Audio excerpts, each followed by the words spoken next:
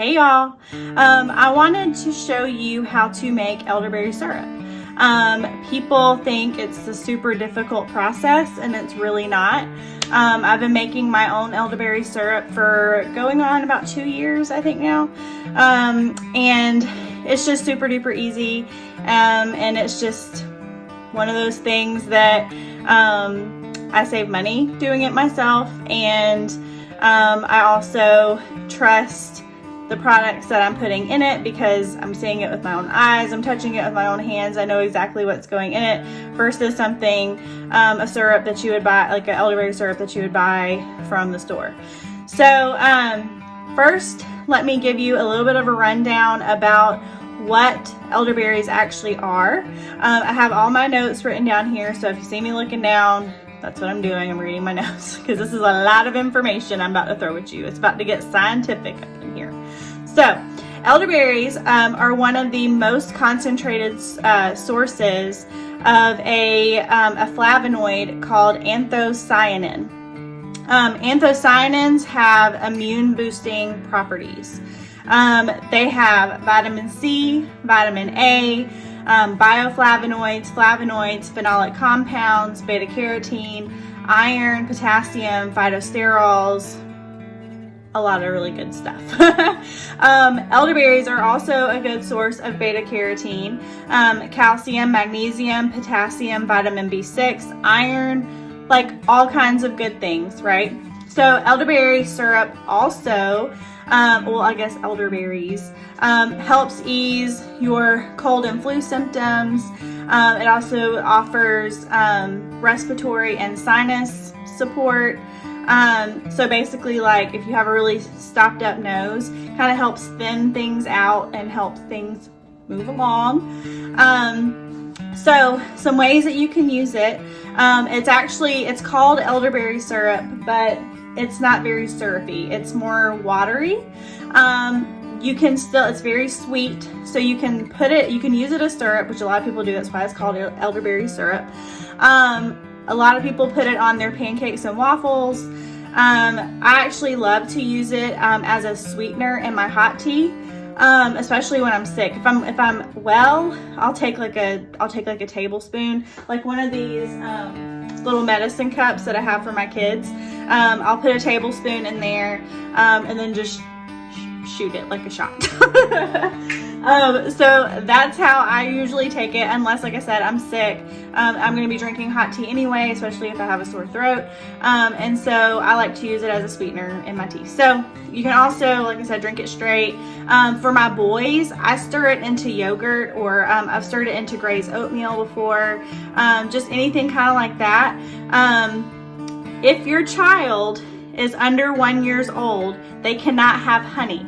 So what I did for Gray and what I did for River when they were both under 1 is I made a simple syrup just out of water and organic cane sugar that I got from the store.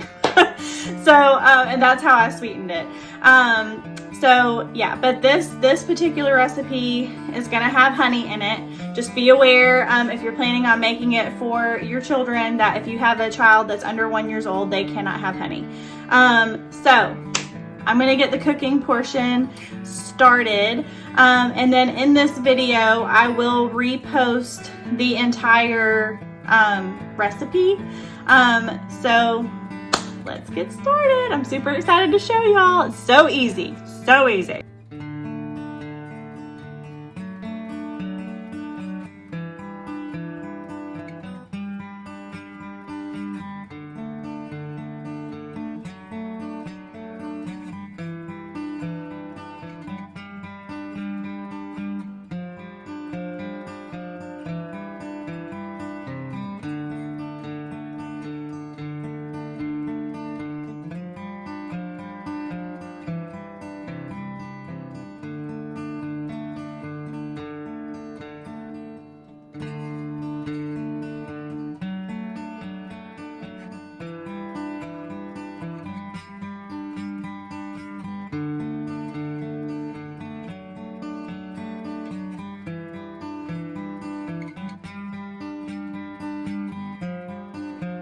Okay, so after it boils, you're gonna turn it to simmer and you're gonna let it simmer about 45 minutes.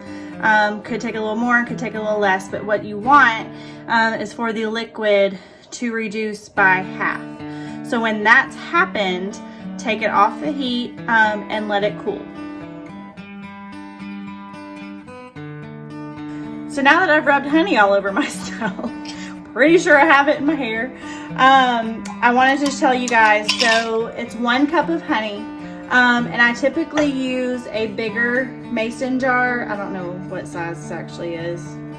Anyway, I typically use one of these sizes, but all I have are wide mouth mason jars, and the only lids I have are for the regular ones. So we're gonna use these little tiny jars.